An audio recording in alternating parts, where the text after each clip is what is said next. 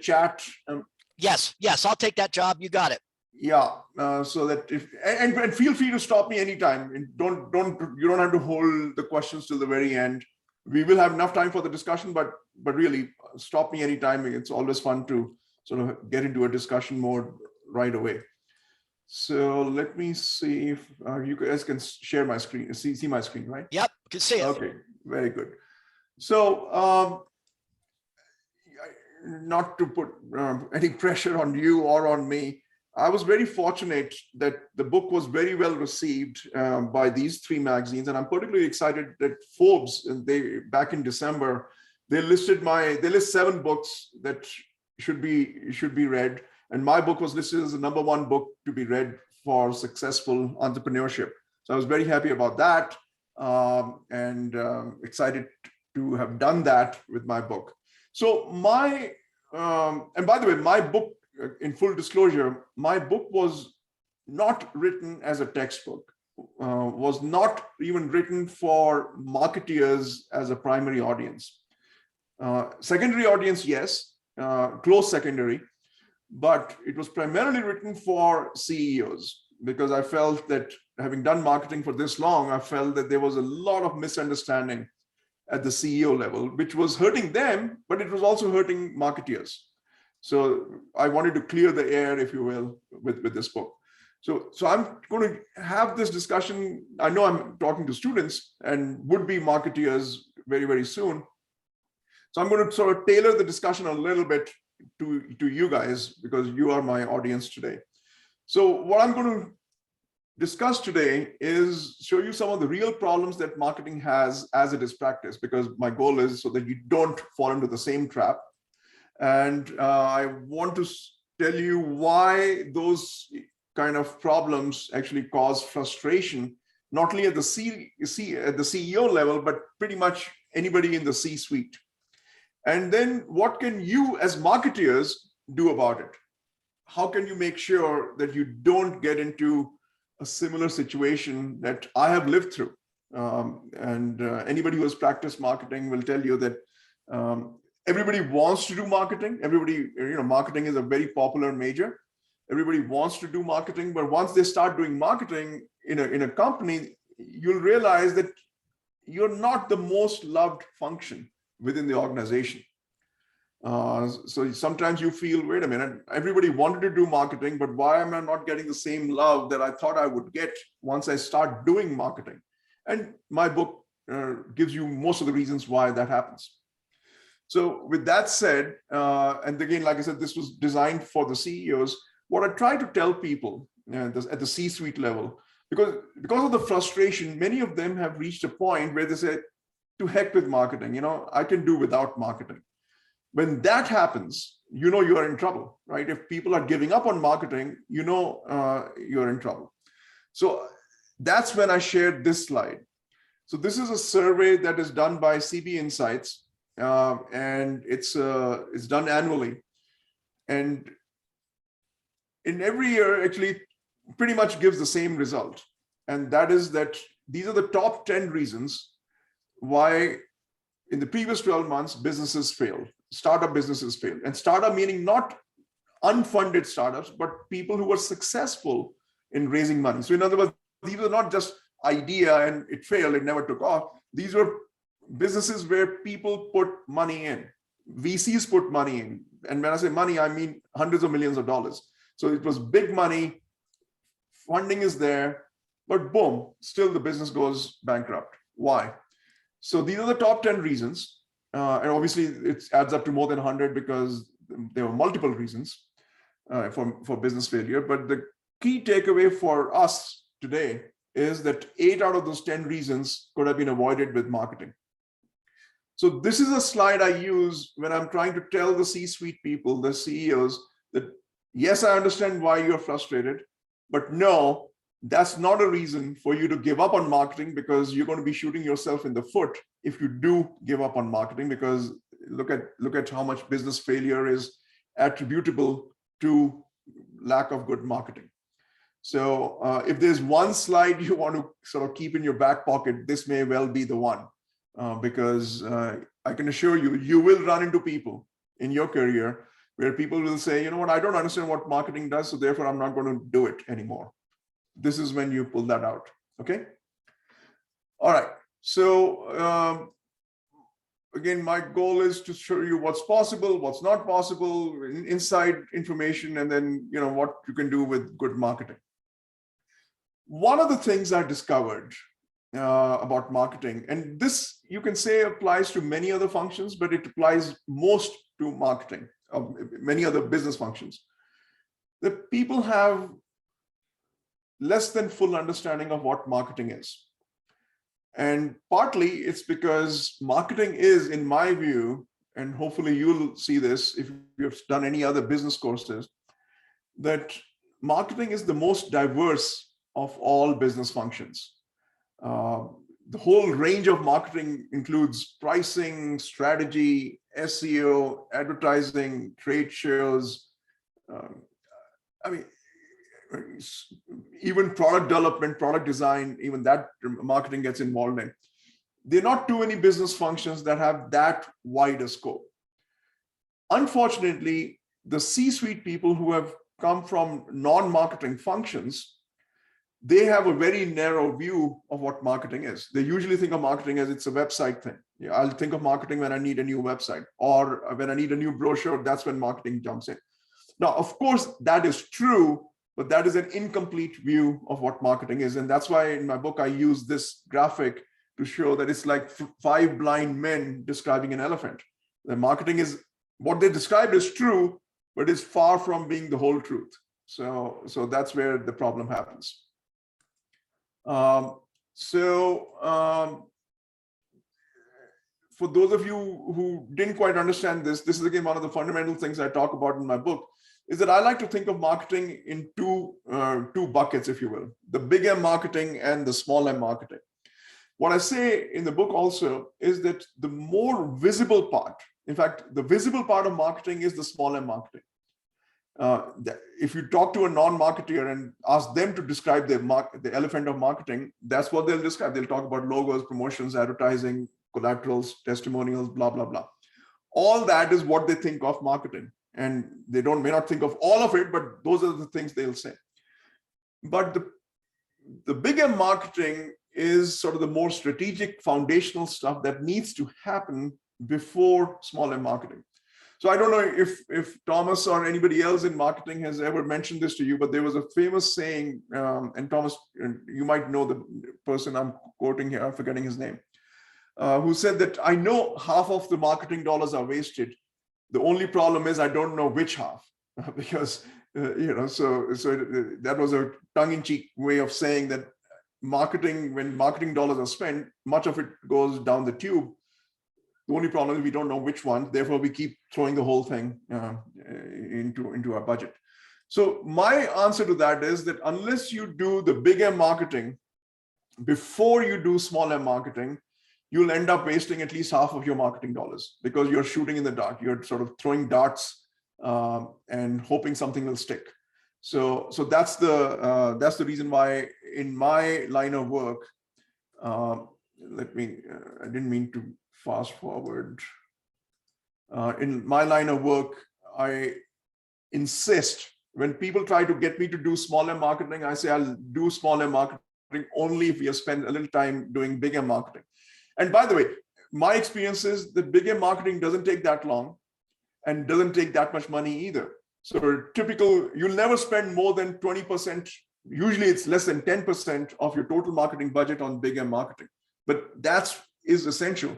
It's almost like if I were to use a food analogy, if you like any of the Asian cuisines, it's usually spicy stuff. Think of big M as the spice, because if you don't add spice, the whole thing will be bland. But of course, you don't just cook with spices. You still need veggies, you still need meats and all that. So the meat and the veggies are your small m marketing. Big M is the spice, which actually makes a difference, which makes all the difference whether you like the food or not. So think of it that way if you like. Okay, that said, let's keep going. So question comes is, should we be thinking of marketing as a left brain activity or a right brain activity? And my answer is all humans have both. So we should view it as both. In other words, even when you are selling to NASA, even if we are selling to Airbus or Boeing, and you're selling to PhDs and data nerds and engineers and all that, even they are humans to begin with. And they may not agree with you on surface that that they make choices with emotion, but emotions play a pretty big role in any decision making, even at these B2B companies.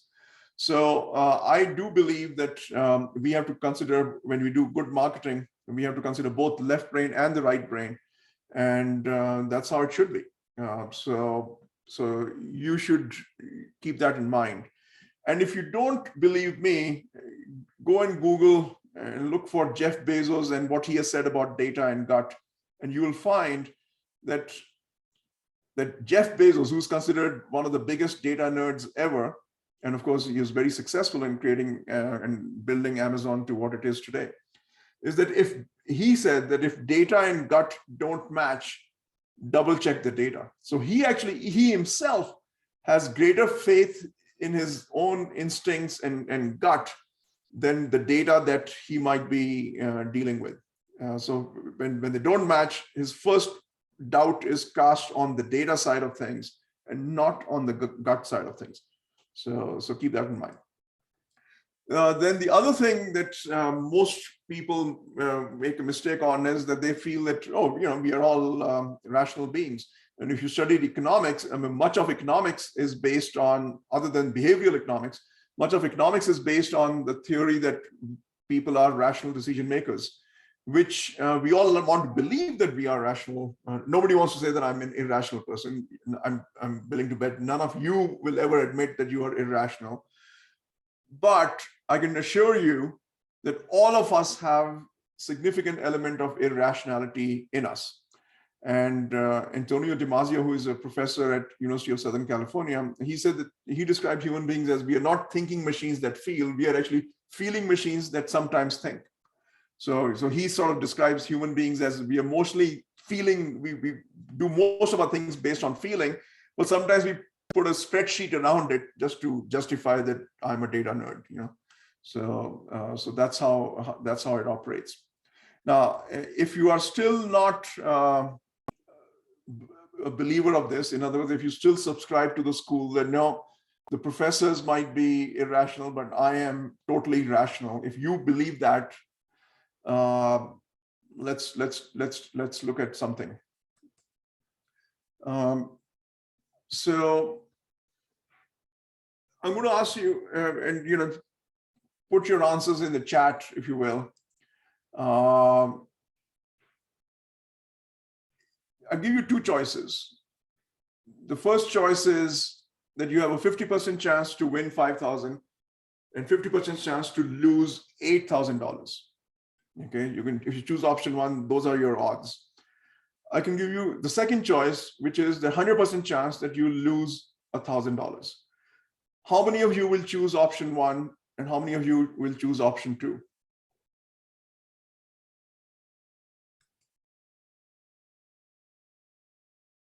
Actually, maybe you can answer, how many of you will choose option one? Maybe that's the way to go. Take off mute and just say, if you're one, okay, I'm looking at a lot of options ones, a lot of option ones, a lot of ones. Ones. Yeah, I see one, two, couple, mostly ones, Atul, mostly ones. Mostly ones. So that's not surprising, and that's what I get every time I pose this question. Most of you choose this, but think of it this way. Option one, your expected value, and you know what expected value is. When you multiply the probabilities with what's going to happen, the expected value is that you will lose $1,500. That's, if you play this game enough times, you will end up losing $1,500 every time you play this game and choose option one. Option two, on the other hand, the expected value is that you lose only 1,000. So it's a third better than option one. Rationally, you should be choosing option two. Why? Because it's less of a loss. But most of you chose option one.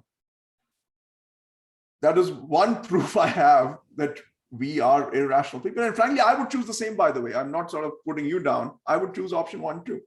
And the reason most of us choose option 1 is because it throws us the option that there's only a 50% chance of losing something as opposed to a 100% chance.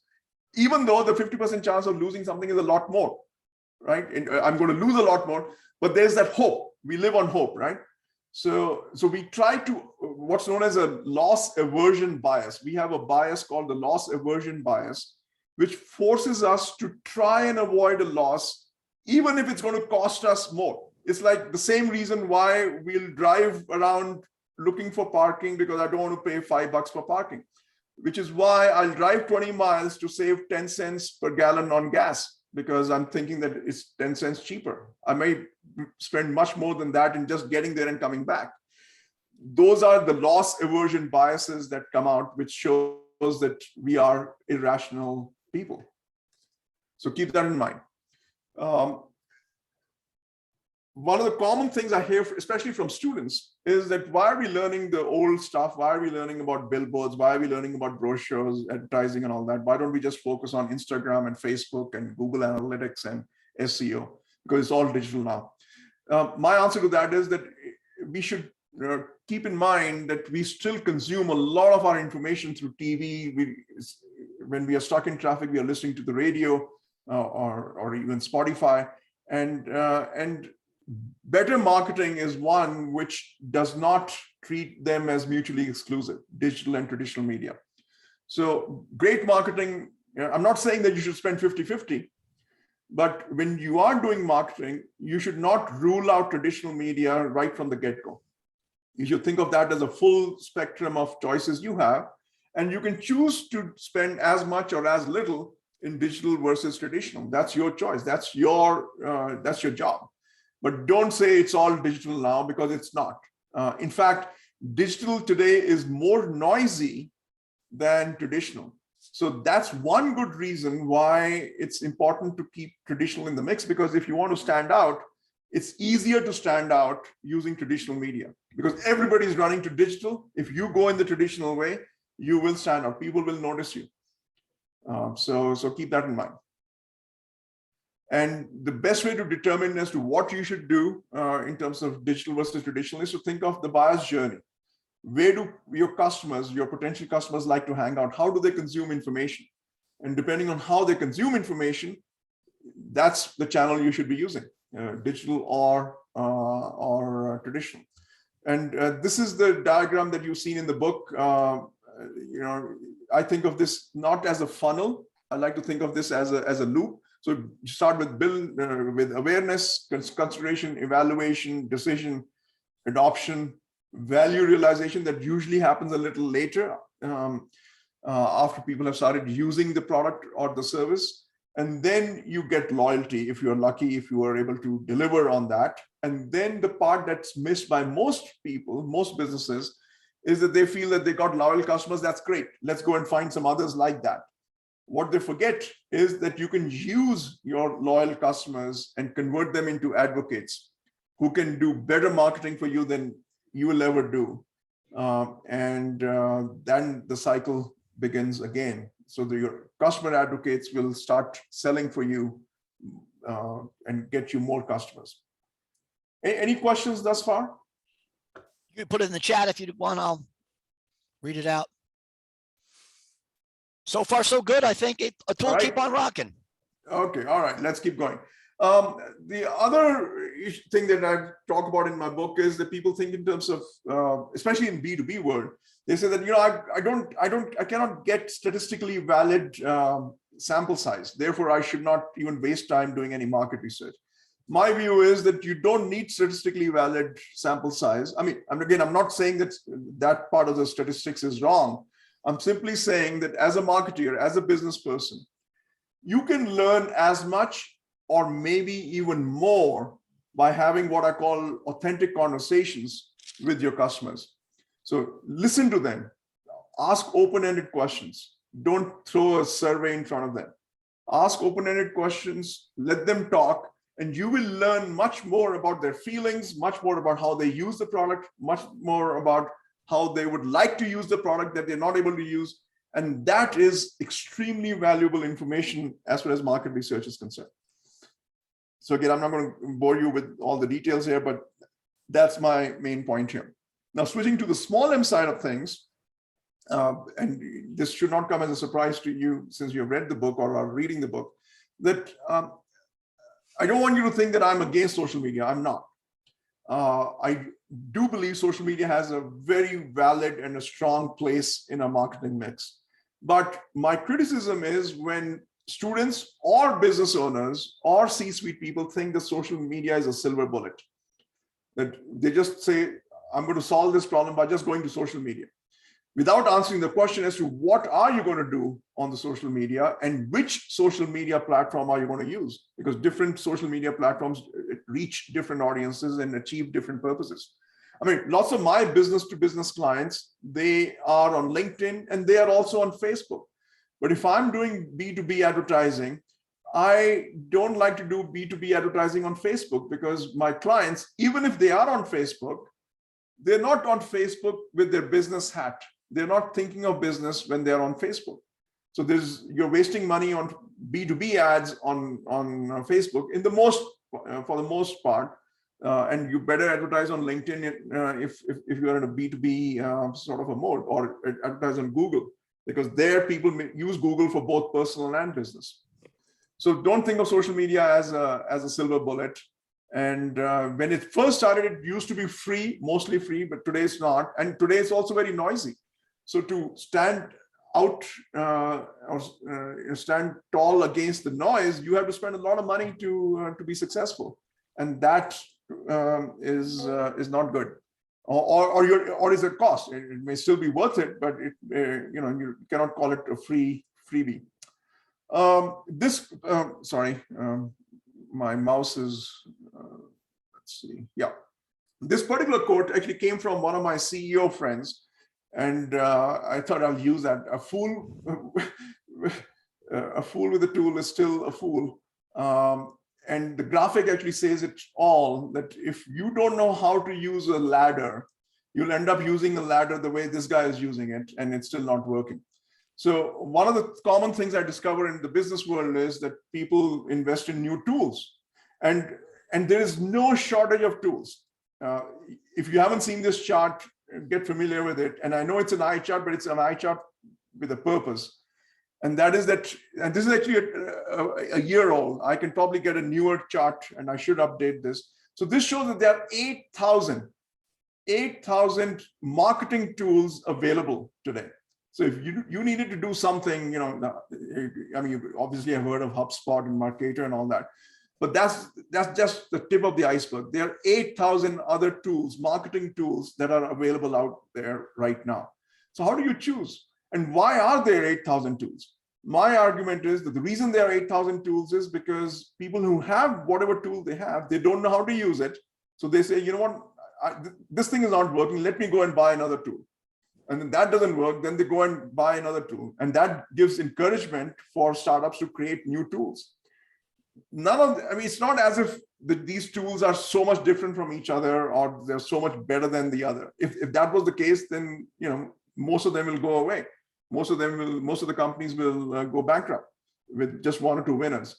But they all survive, they all exist, and not only they survive and exist, every year the list gets longer and longer. And the reason for that is because people invest in tools, and unfortunately, they are not investing in the training that needs to be done for this. So my view is that there's less mastery of the tools you have. And in most cases, people can get more value out of their tool that they already have if they only learned how to use it. So that's the main point I want you to have from this. Then switching gears again, quantity over quality in tactics. You'll find this when you start doing marketing. When things don't work, people say, let's do more marketing. Let's come up with another idea. I'm already doing 7. I've already got 7 programs. Let's think of the 8th and 9th, because that'll do more marketing. That'll probably move the needle. And my view is that if what you're doing is not working, before you switch out, before you add more into the mix, find out why it's not working.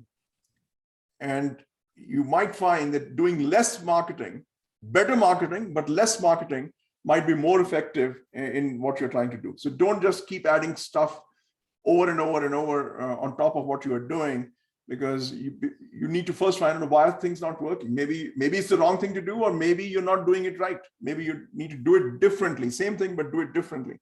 That'll get you there. So keep that in mind. Actually, Thomas, I just realized that I need to stop sharing, and I'm going to start sharing again because I need to switch on the video and audio version of the thing, because I've got some audio in this slide.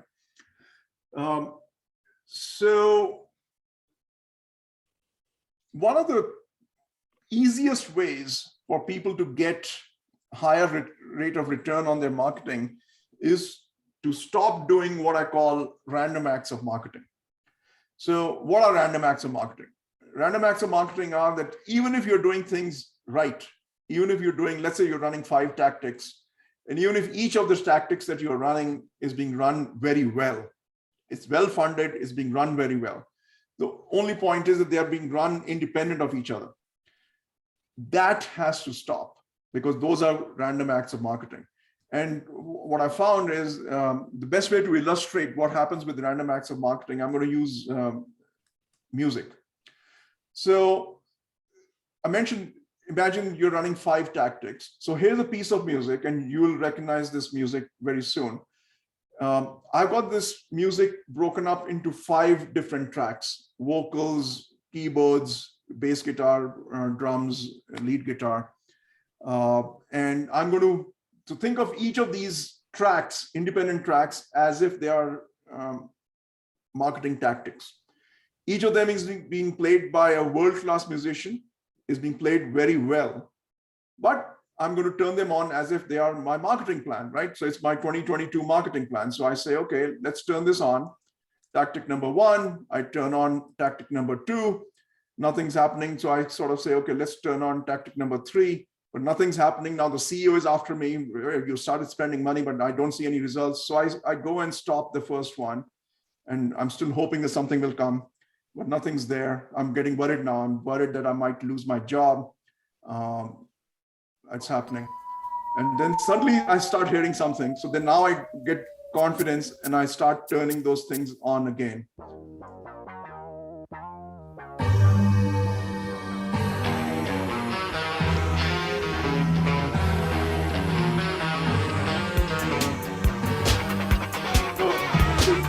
I'm assuming you recognize that piece of music, but you notice that something was not right. Why? Because those different tracks were playing at odd times. So what you really need to do is run them in a coordinated manner. So here I've got the same 5 buttons, but I got them linked together. So now when I press this, they all come together when they're supposed to come together.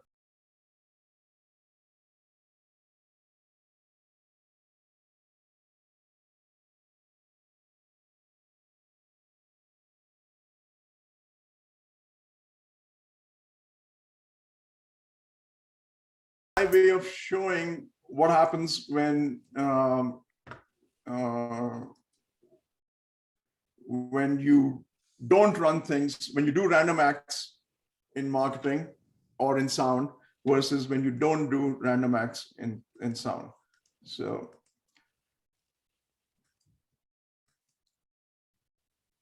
okay, so now let's go to the big M and small m items. And in that, my best example is what I call fake ROI.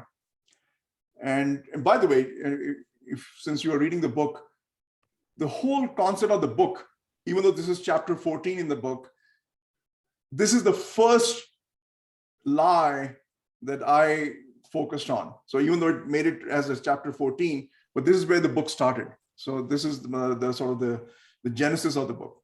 So here, the point of this chapter is that ROI is often impossible to measure, and sometimes it's even deceptive. And the example I do give in the book, I have it over here as well, and which is that if I had a business where there was a current revenue of $10 million with a margin of 33%, and the marketing made the promise that in 2022, I'll take the revenue from 10 to 13 million, which means $3 million more in revenue, if you give me a marketing budget of $1 million. So what is the ROI? So the ROI could be 300%.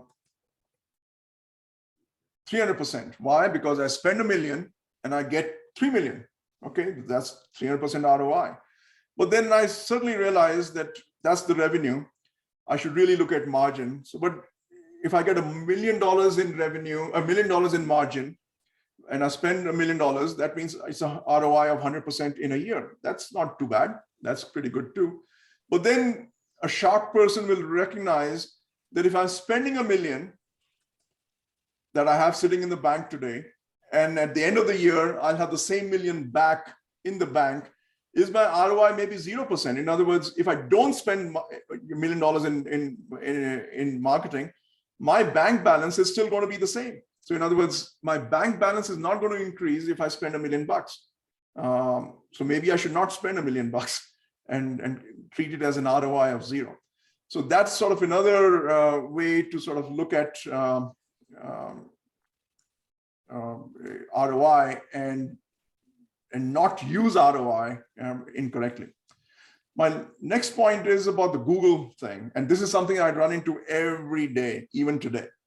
And that is that people say that, I figured out how to crack the Google code, how to, win with Google.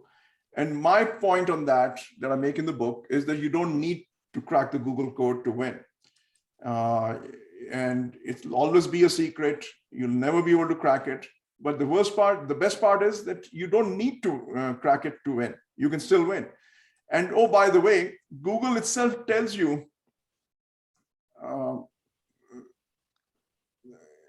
maybe that's not, hang on. Yeah, there they are.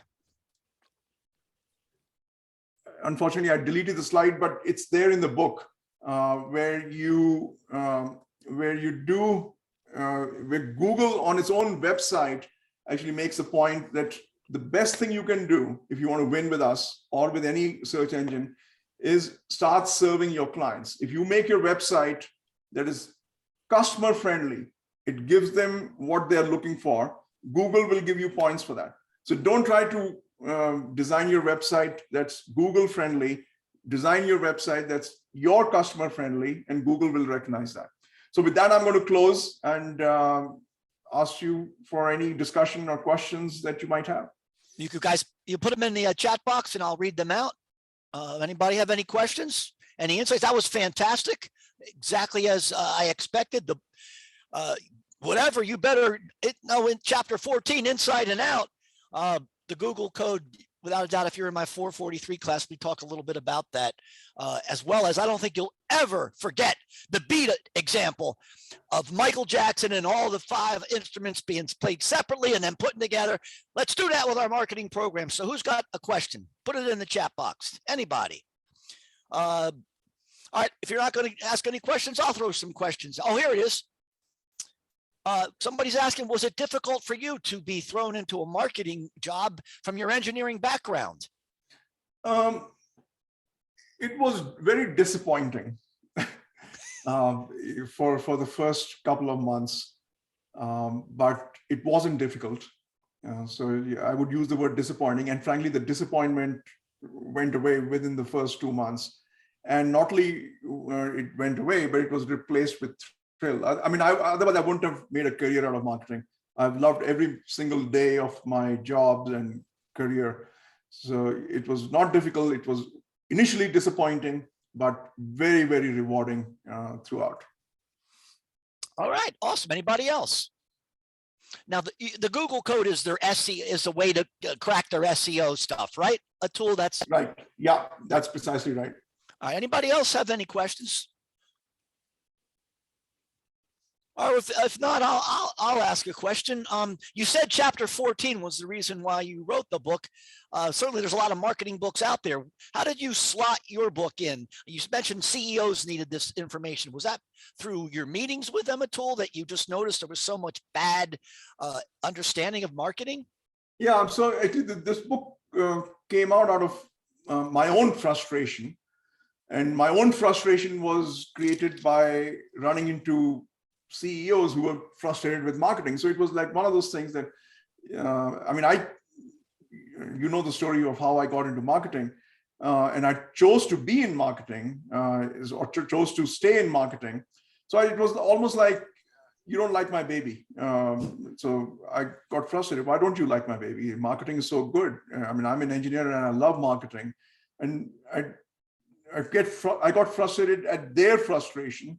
And then I started analyzing why were they frustrated, and let me see if I can solve their frustration, which will in turn solve my own frustration. So that was sort of the circular logic. Let me solve your frustration because that will make me less frustrated. And let me tell you what goes wrong with most of marketing. And that's why the book came as Lies, Damn Lies, and Marketing. Well, and then once I started collecting all the reasons why people get frustrated, my starting point in the reason collection was the fake ROI. That marketers give them ROI and then they say, you know what, I don't think I got my return. Well, maybe you didn't look at the right ROI. Maybe ROI couldn't have been given. Maybe you forced somebody to give you an ROI when the ROI didn't exist. So hence the frustration. Yeah, if you're a marketer, you need to be mathematically strong as well, or else the CFO will eat you alive. So you need to be able to figure out, how much are we making from the programs that we're running. All right, let me ask again. Anybody have any questions? What are some of the risks for companies that might confuse sales for marketing? Sales-driven companies that don't really do marketing, that believe that is more effective. What's your answer to that? Yeah, and that's a very, very good question, and it's a very common experience, especially with smaller size company. When I say smaller, I mean anything less than a Fortune 1000 company, which is, there are lots of them, hundreds of thousands of those. And especially in the B2B world. So the risk in not making a distinction between sales and marketing is that people think they're one and the same thing, or they're very close to each other. And as you know, that's not the case. And my experience in working with companies which do make this mistake of sales and marketing, or they sort of say, we have a VP of sales and marketing, is that when you have a person who's responsible for both sales and marketing, guess what? At least 90% of the effort and time and mind share is spent on the sales side. Why? Because that's the more immediate, that's the more urgent. If sales don't happen, the business will go out of business. Now, if they don't do good marketing, eventually marketing could also be a source for business failure, as we have seen before. But the immediate thing is sales.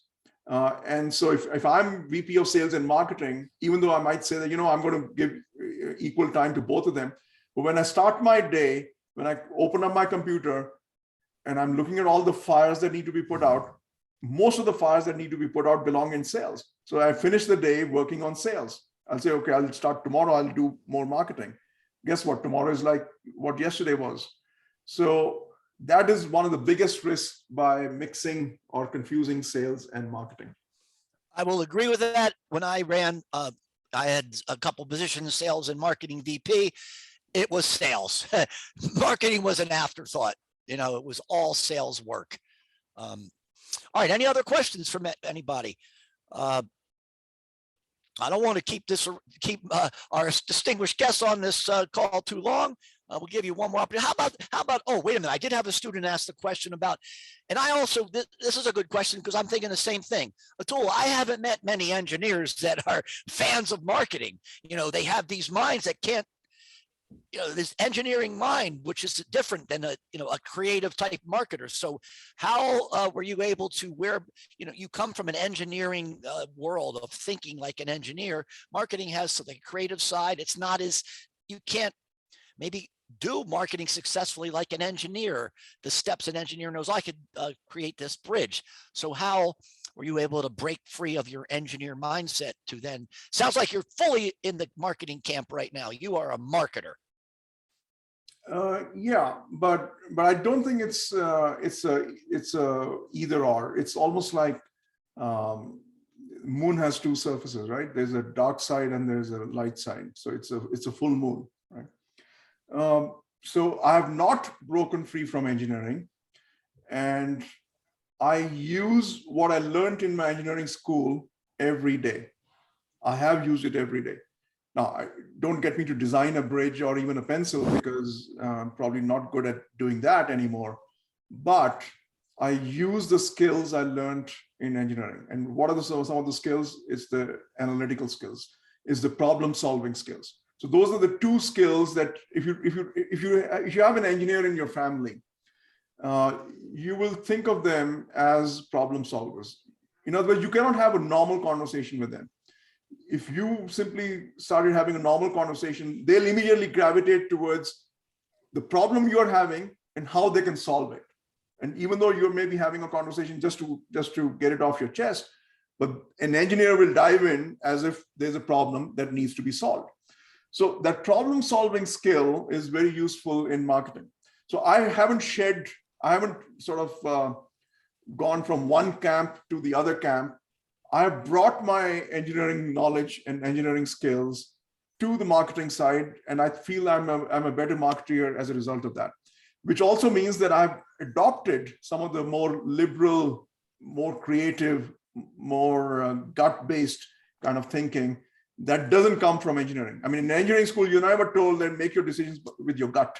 You're always supposed to pull out your calculator and calculate things.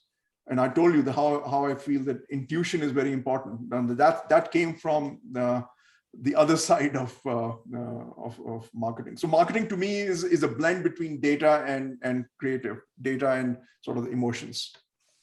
All right. Well, I don't want to keep this going forever. I know there were, hold on, let me just shoot out these last two questions here. Where sales is the focus in a company and not marketing, is there any advice? I would think that chart you showed in the beginning of the book, that might help a company to move out of a sales focus into more of a marketing focus. Do you use it for that way, Atul? Yeah, you can use that, or I also use an analogy of cars and headlights. I sort of say a good car has both, what we call a low beam and a high beam. You'll never buy a new car and it comes only with a low beam, or it comes only with a high beam. You need both. So a good company should have low beam is sales, high beam is marketing, and not because sales is a low function and marketing is a higher function, but because low beam lets you see stuff which is immediately in front of the hood. High beam lets you see a little bit further. And that's the distinction between sales and marketing. Sales is supposed to worry about what can I sell today and tomorrow. Marketing is more about maybe next year, what kind of products, which markets should we go into, how should we price it, how should we message, how should we position. So a good car has to have both. A good company needs to have both. That is awesome. Listen, every one of you ought to steal that line and use it in your interviews. You just got some brilliance right there, as well as in this book. I can't wait to read your papers on Sunday. Last and final question before we say goodbye. And I got to take a picture first before I take the picture of everybody with the thumbs up. That's part of the shtick here. One tool. Is there one tool in the little M tactics that you think is a go-to that's better than all the other little M's, or they're all, it's situational based on the company's issues? It is precisely that. It's situational based. Before you answer what tool to use, you first have to think about what problem needs to be solved, and then B, what your own capabilities are, what the company's capabilities are. It's like going to a Home Depot. I mean, Home Depot is full of all kinds of tools. But if you're doing a DIY project at home on the weekend, you need to first figure out what do you need done.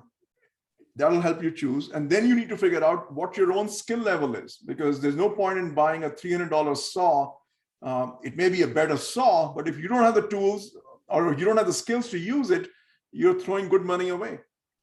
So that's something to keep in mind. All right, awesome. All right, well, everybody, we're going to do the typical thumbs up. We want to do our thumbs up and thank our speaker. Everybody get your thumbs up. I'm going to take the traditional picture. I'm going to get the thumbs up, man. This is what we do. I love it. Thank you. Thank you. Again, everybody say thanks. We appreciate this, Atul, so much.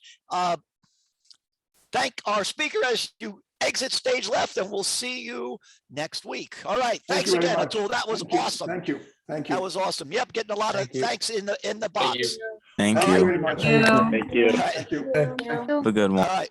Take care. Thanks. Thank you.